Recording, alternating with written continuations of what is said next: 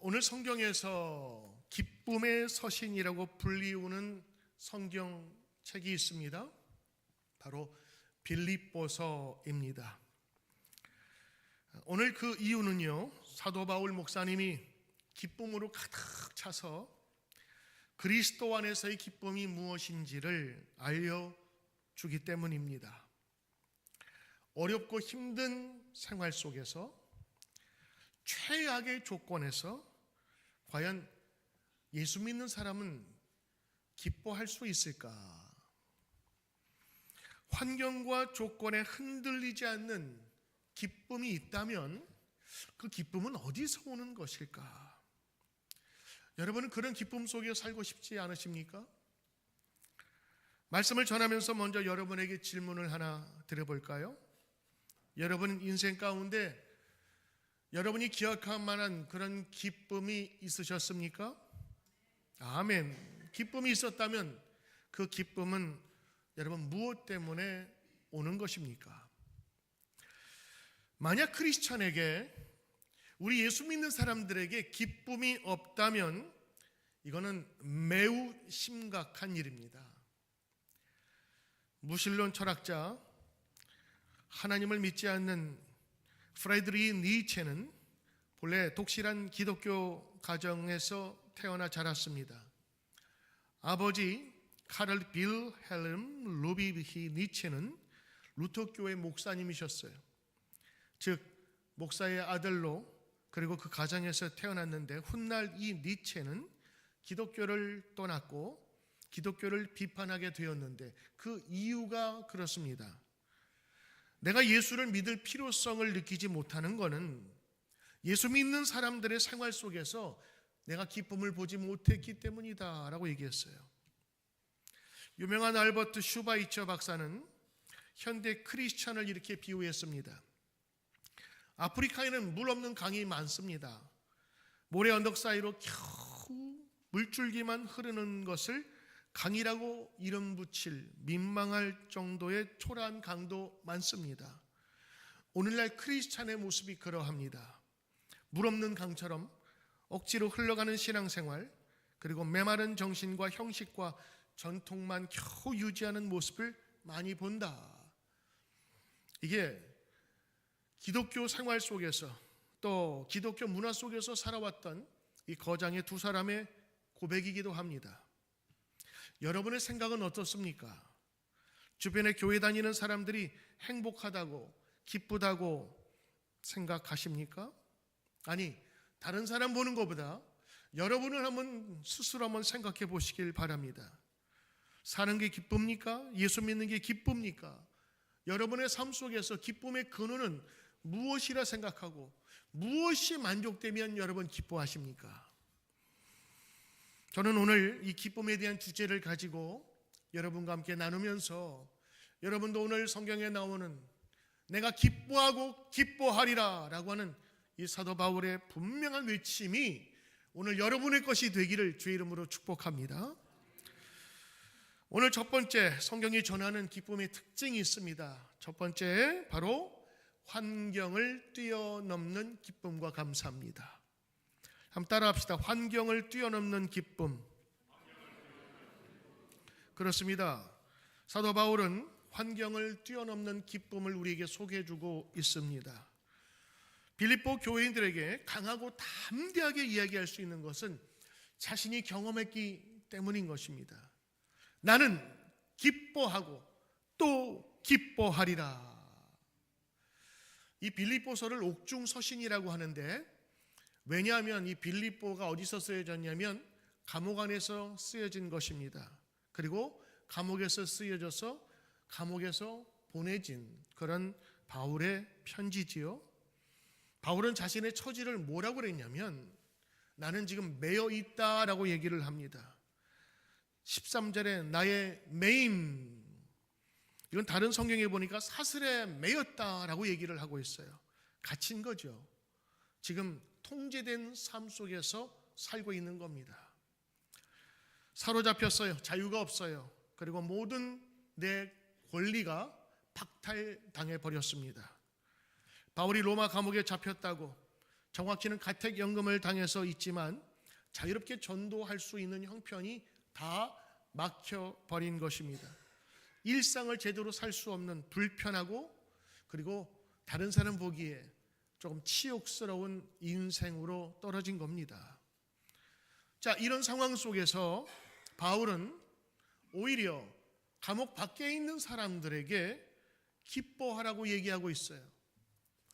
이런 역설적이고 우리가 생각할 때 정반대 이야기를 하는 사람들을 우리는 좀 이상하다고 이야기를 합니다만 그 이상한 사람들이 오히려 우리보다 훨씬 더 복되고 값진 인생을 산다면 한번 되돌아볼 필요가 있지 않을까 하는 겁니다. 사도 바울은 이렇게 얘기해요. 내가 갇혔으므로, 내가 매여 있으므로 주 안에서 신실하게 겁없이 하나님의 말씀을 오히려 담대하게 전할 수 있게 되었다. 오히려 그리스도의 이름이 더 높아짐으로 나는 기뻐하고 기뻐할 것이다 라고 이야기를 하고 있는 겁니다. 오늘 여러분 이 말씀을 보시면 사실 환경의 영향을 받아요. 우리 모든 사람들은. 그런데 오늘 이 말씀은 환경의 영향을 받지만 그것이 나를 주장하진 못한다라는 것들을 보여주는 것입니다. 이것을 환경을 뛰어넘는 기쁨이라고 하지요. A.W. 타겟이라는 사람이 소설을 썼는데 창문이라고 하는 소설을 썼어요. 어느 작은 병실에 입원하고 있는 두 남자의 이야기입니다. 한 사람은 폐암에 걸렸어요. 말기입니다. 이제 곧 죽을 사람이에요. 침대 한편에는 디스크 수술을 받았는데 어제 디스크 수술을 받아가지고 침대에 꼼짝 못하고 누워있는 두 사람이 병실에 있어요. 폐암 말기 환자는 하루에 1시간 정도는 자리에서 일어나서 창밖의 모든 모습들을 보곤 했습니다. 병세를 말하자면 이 폐암 말기 환자는 절망적이었지만 왜 그런지 모르게 그 얼굴에는 기쁨이 있었다 그래요. 하루는 디스크 수술을 받은 사람이 환자가 창문을 내다보고 그 즐겨하고 있는 폐암 환자에게 도대체 창밖에 무엇이 보이길래 그렇게 행복해하느냐고 물었습니다. 그랬더니 이 폐암 말기 환자가 지그시 눈을 감으면서 아름다운 호수가 보이고요, 보트도 보이고요, 잔디밭에서 놀고 있는 어린 아이들의 얼굴도 보여요. 이 말을 듣고 있던 디스크 환자의 얼굴이 찌그러지면서 갑자기 화가 나기 시작한 거예요. 그는 폐암 환자의 얼굴에 늘 기쁨이 있는 까닭이 그의 침대가 창문 곁에 있기 때문이라고 생각하니까 내가 불평등 받았다고 생각하고 내가 저 자리에 가고 싶은 생각이 막 드는 거였어요. 저 폐암 환자가 빨리 죽으면 내가 저 창가 침대를 차지할 수 있을 텐데 라는 생각이 들기 시작했습니다. 그러던 어느 날 밤에 이 폐암 환자가 심하게 막 기침을 하고 아프다고 신음하기 시작하는데 이 디스크 환자는 비상벨을 눌러서 의사를 부를까 했는데 저 환자가 죽어야 내가 저 창가 옆에 침대에 갈 수 있을 텐데 하는 생각이 들어서 그대로 두었습니다. 아침이 밝아오자 옆 침대가 조용했습니다. 그분이 가셨습니다. 얼마 후에 병원 측에서 그에게 병실을 옮기고 싶은지 물어봤습니다. 그는 기다렸다는 듯이 난 이 방이 좋아요. 할 수만 있다면 내 침대를 저 창가 옆으로 옮겨주세요. 병원의 허락을 받아서 창문 옆으로 침대를 옮기자마자 그는 아픈 허리를 쥐어잡고 일어나서 창가에 어떤 화면이 있나 어떤 모습이 있나 그 창가 옆으로 가서 밖을 내다보았습니다. 놀랍게도 창밖에는 회색의 콘크리트 담벼락뿐이었습니다. 옆에 건물에 막혀 있어서 아무것도 볼 수가 없었던 것입니다. 그제야 그는 폐암 환자의 기쁨이 상황 때문이 아니라 그가 선택한 기쁨이었음을 알게 되었다고 하는 겁니다.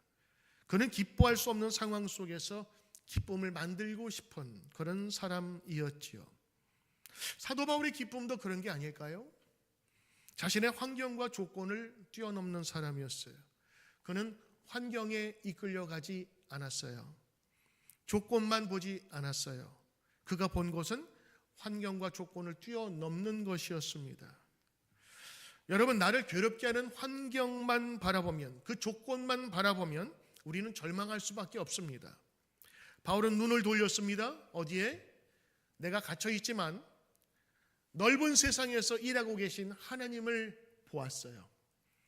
언제나 사람과 문제와 조건과 환경을 보면 우리는 절망할 수밖에 없는 겁니다.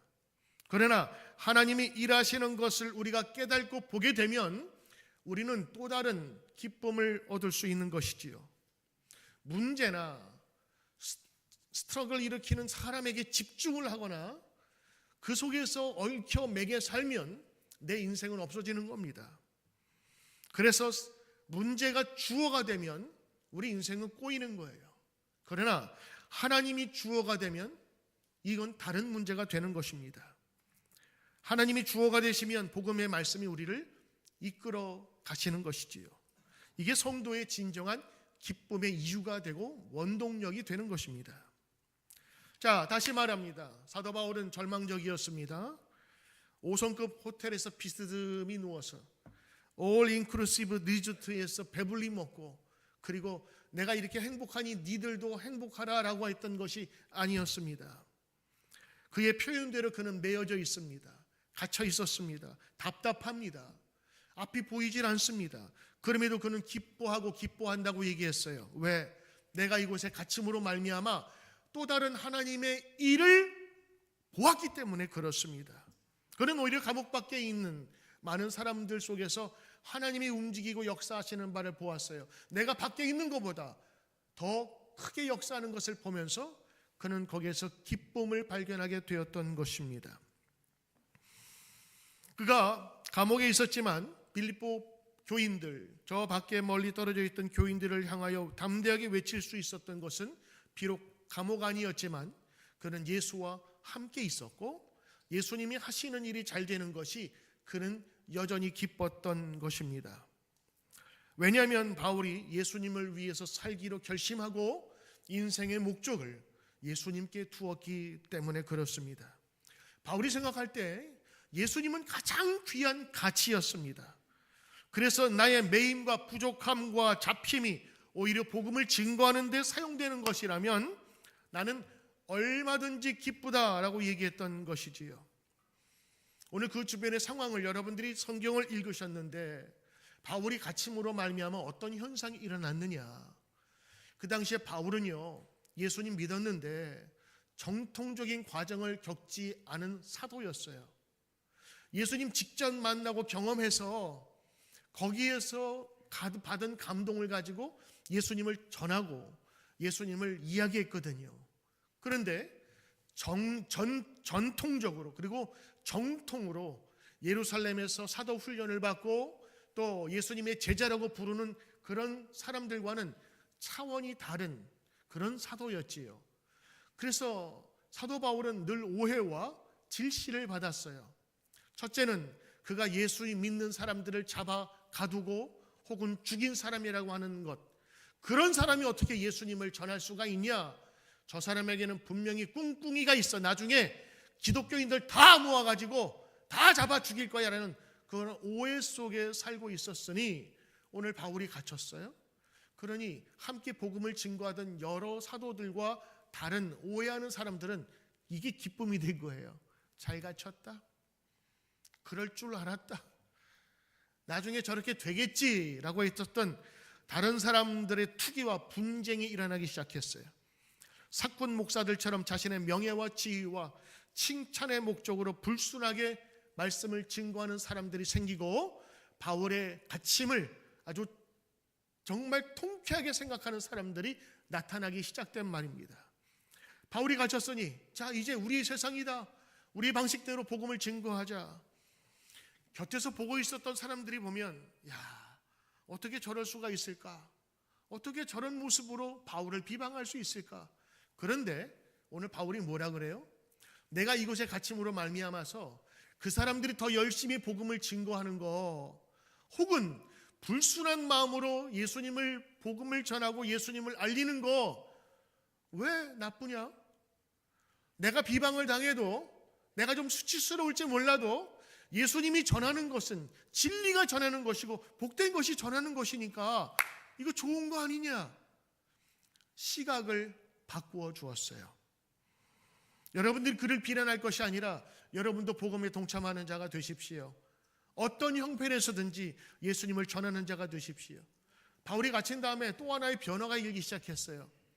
예수 믿는 사람들이 두려워서 숨거나 소극적으로 살아갔는데 바울이 갇히니까 너무 염려가 되고 걱정이 되고, 그러자마자 그 성도들, 많은 크리스찬들이 책임의식을 갖고 소명의식을 갖게 되었어요.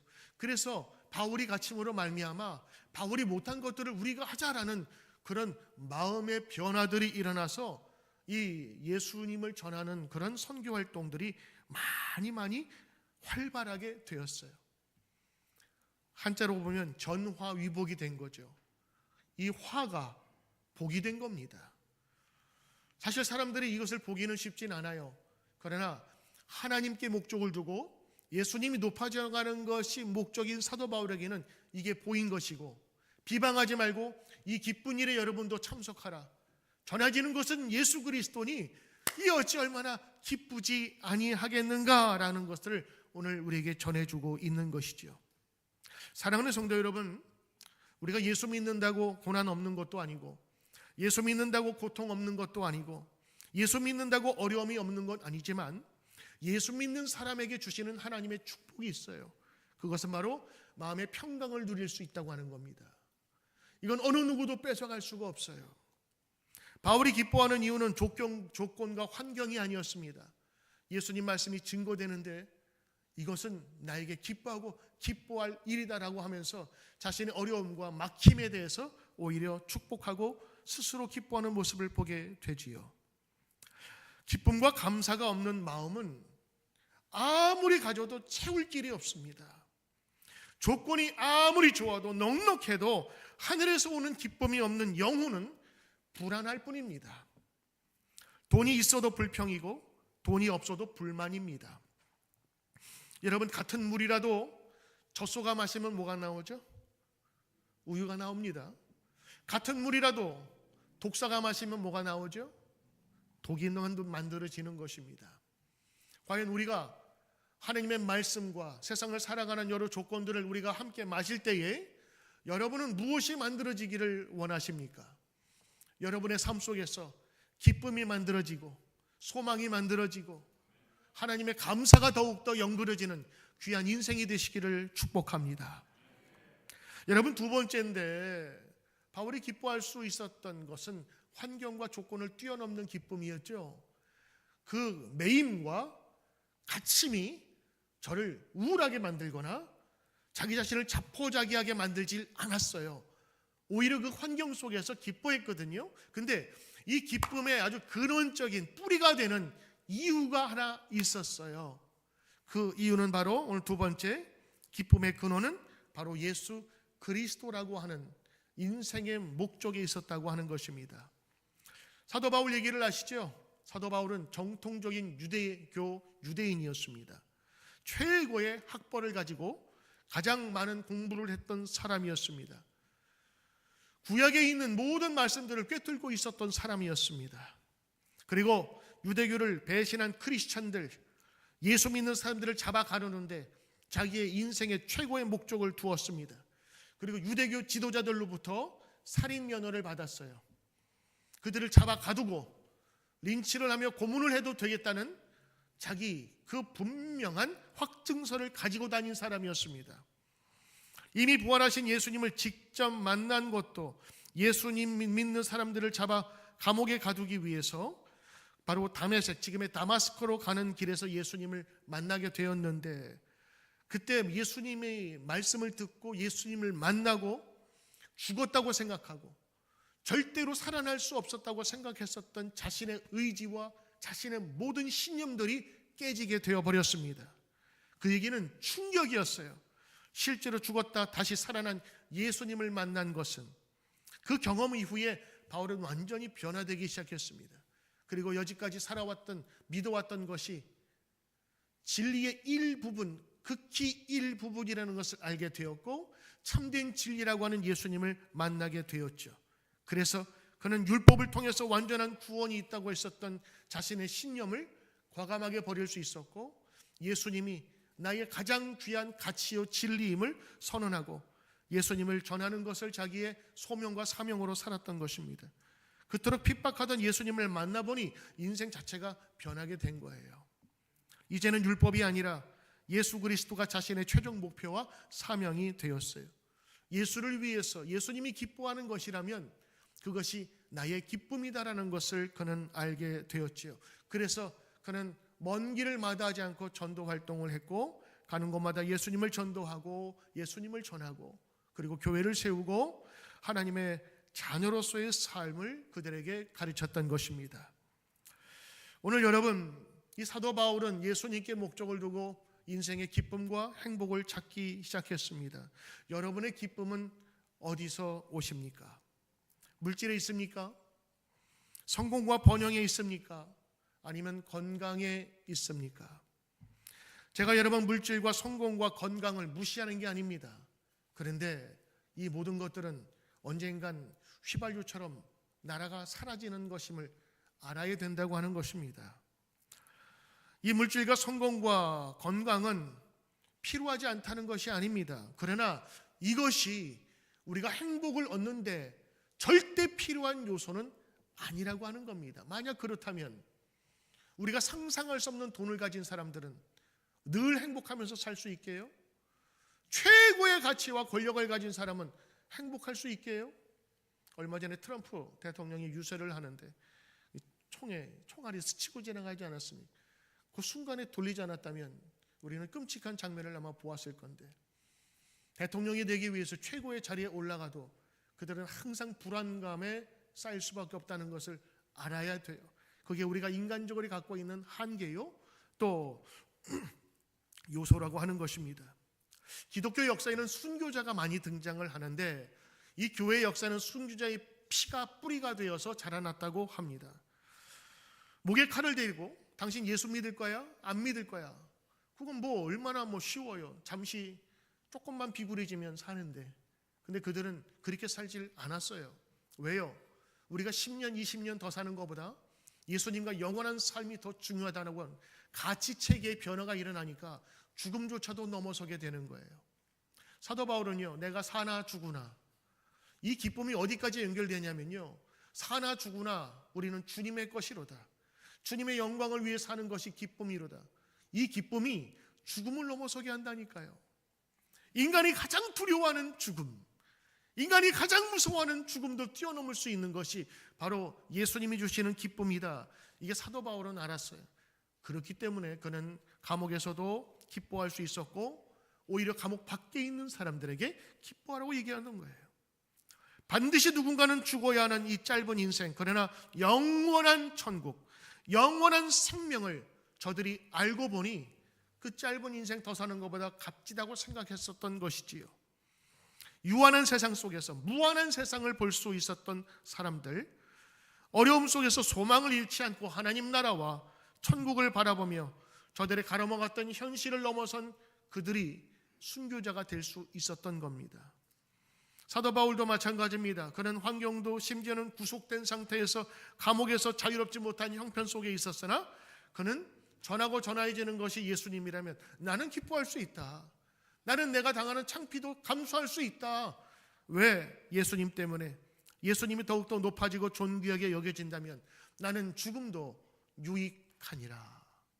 완전 우리 보통 사람들과는 전혀 다른 인생을 살아가고 있는 것이지요. 성경에서 바울 선생님은 다시 한번 분명하게 외칩니다. 21절, 내가 사는 것이 그리스도다. 나의 목적이 그리스도다. 내가 진리를 알았기에 그분을 위해서 산다. 그랬더니 죽는 것도 두렵지 않더라. 별거 아니더라. 사도 바울은 배불러서 좋은 곳을 가져서 얻는 기쁨이 아니었습니다. 좋은 일을 하고 남 도와줌으로 조금 뿌듯한 그런 쾌감이 아니었습니다. 바울이 강조했던 그 기쁨은 바로 예수님이 주시는 평강과 기쁨이었습니다. 빌립보서 3장 1절에 정말로 나의 형제들아 라고 얘기하면서 주 안에서 기뻐하라. 기뻐하는데 여러분, 기뻐하라 기뻐하라 백날 외친다고 그거 기뻐의 집니까? 아니요. 주 안에서 기뻐하라. 바로 in 크라이스트, 헬라어로 엔 크리스토스, 이 표현이 신약성경에 132번이나 나옵니다. 굉장히 중요한 말씀입니다. 주님 안에서 주님이 주시는 축복 가운데 누리라고 하는 것이지요. 우리가 상황과 환경을 뛰어넘는 가장 기뻐할 수 있는 조건은 바로 주 안에서입니다. 주 안에서. 찬송가 438장에 보면 3절에 이런 가사가 있어요. 높은 산이 거친 들이 조막이나 궁궐이나 내 주 예수 모신 곳이 그 어디나 하늘나라 할렐루야 찬양하라 내 모든 죄 사함 받고 주 예수와 동행하니 그 어디나 하늘나라. 여기 두 가지 단어가 나오거든요. 주 예수와 동행하니, 또 하나는 내 주 예수 모신 곳이. 이게 in Christ, 예수님 안에의 또 다른 표현입니다. 주님과 동행하고 때로는 주님의 말씀이 생각나서 그 말씀 안에 거하고, 그랬더니 높은 산이나 평지나 골짜기나 그 어디를 가든지 그곳이 마음이 평강해지면서 천국을 보게 되고 천국을 누리더라라고 하는 것입니다. 미국의 유명한 달라스 윌레스라고 하는 미국의 철학자가 있습니다. 그는 캘리포니아 남가주 대학 USC의 철학과 교수로 47년간 봉직했던 분이었습니다. 그가 하나님의 모략이라는 책을 썼고 또 수명한 유명한 책을 많이 썼는데, 그 하나님의 모략에서 보면 그는 이 시대가 어떤 시대인지, 그리고 앞으로 이 문제를 어떻게 해결해야 되는지 철학자로서 그 하나씩 서술한 것이 바로 하나님의 모략이라고 하는 책인데, 페이지 수가 500페이지가 넘어요. 근데 간단하게 제가 아주 짧게 요약을 하자면 우리는 예수님의 제자가 되어야 된다고 하는 거예요.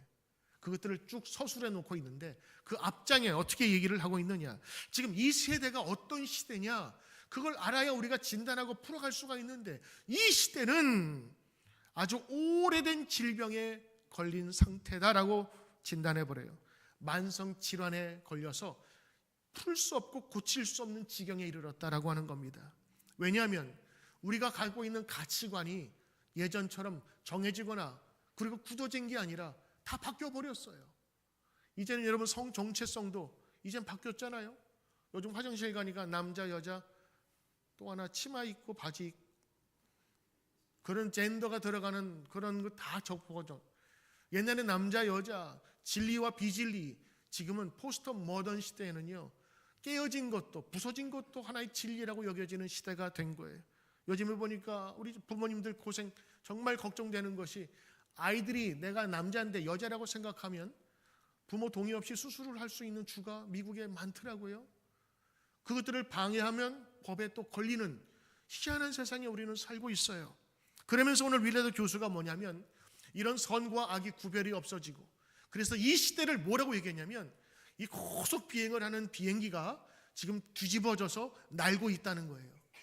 그래서 이 속에서 조종사가 지금 착각을 하고 있는 거야. 올라가야지 하면서 기술을 땡기는데 결국에는 올라가는 게 아니라 바닥으로 처박히는 세상에, 그게 우리의 세상이다. 이 혼란한 시대에, 가치가 무너지는 이 시대에 우리 가장 이 썩어져가고 아픈 이 세상 속에 위로가 되고 소망이 되고 치료가 되는 것이 무엇이냐, 어떤 생각이고 어떤 철학이냐. 그분은 많은 연구를 한 이후에 크리스찬이기도 했지만 예수님이 우리의 해답이다라는 것들을 가르쳐주고 있어요. 그 책에 여러 이야기가 등장을 하고 여러 예화들이 등장을 하는데, 이 시대가 얼마나 지금 힘들게 살아가고 있는지를 보여주는 것이죠. 도덕, 사회, 정치, 사회, 문화, 이 모든 것들을 잘못되고 분석적인 그리고 껍데기 같은 이 세상의 모든 생각들이 바퀴에 지배하고 있다고 하는 것입니다. 그때에 예수님은 우리를 복음의 길로 인도하셨고 복된 소식으로 우리를 초대해 주셨다고 하는 겁니다. 그분이 우리의 스승이 되어서 이제 우리가 들음에서 불구하고 내가 알아가 아니라 그 말씀을 듣고 제자의 삶을 살아가야 된다라고 하는 것들을 보여주는 거예요. 거기 보면 아주 날카로운 비판이 있습니다. 보수적인 신앙에 대한 비판, 또 진보적인 신앙에 대한 비판이 있어요. 신앙의 형태도 어느 형태가 옳다고 얘기할 수 없는 시대에 우리 예수 그리스도 안에서 살아야 된다라고 하는 것을 분명하게 보여주죠. 여러분, 제 서재에 있는데 원하는 사람은 한글로 되어 있으니까 꼭 한번 원하는 사람 보시길 바라요. 긴 이야기지만 거기에 중요한 메시지가 담겨져 있습니다. 그렇게 살아가면 인생이 복되고 그리고 값진 인생을 살 수 있다고 하는 것이지요. 사랑하는 성도 여러분, 저와 여러분은 세상 사람과는 분명히 다른 길을 갖고 있는 사람들입니다. 왜요? 다른 사람들은 세상의 가치로 살아가요. 그리고 그것을 가지고 자랑하고 자기의 존재를 드러내요. 그러나 우리 이 시간에 예배드리는 저와 여러분은 예수님 안에 있다고 하는 사람들은 우리 성경에 있는 참된 가치, 다른 사람이 알지 못하는 참된 가치 속에 살고 있지 않습니까? 예수님 안에, 그리고 예수님과 함께 예수님과 동행하는 사람들에게 주시는 기쁨이라고 하는 축복이 있는데 이걸 우리가 누리자고 하는 것입니다. 사도 바울은 예수님 안에서 주시는 그 참된 소망을 마음에 품고 감옥 안에서도 기뻐할 수 있었다고요. 아니, 감옥이 아닌 더 힘든 상황 속에서도 저들은 기뻐할 수 있었을 것입니다. 오늘 우리의 상황들을 보면 쉽지는 않습니다.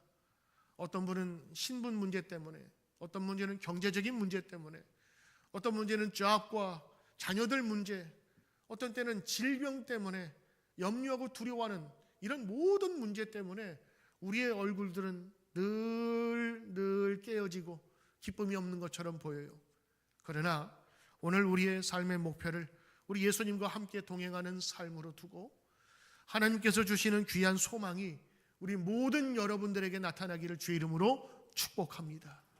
그래서 여러분, 우리 누트리비 교회 다니는 사람은 그냥 얼굴만 봐도 왜 이렇게 기뻐? 나도 좀 가르쳐줘. 왜 이렇게 기뻐? 교회 나와봐. 그러면 알게 돼.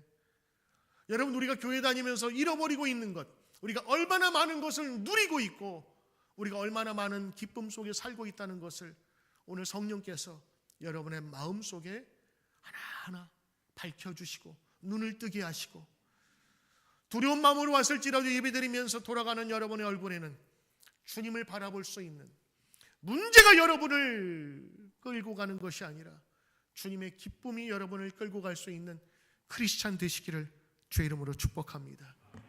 이 시간 여러분, 우리가 말씀만 듣지 않고 여러분과 함께 이 시간 짧게라도 기도했으면 좋겠습니다. 내 마음에 평화가 없다고 생각하고 한 주간 동안 기쁨이 그 무언가 때문에 사라져 버렸다면 하나님 그 기쁨을 찾게 해달라고 우리 다 함께 소리를 내어 우리 기도하겠습니다.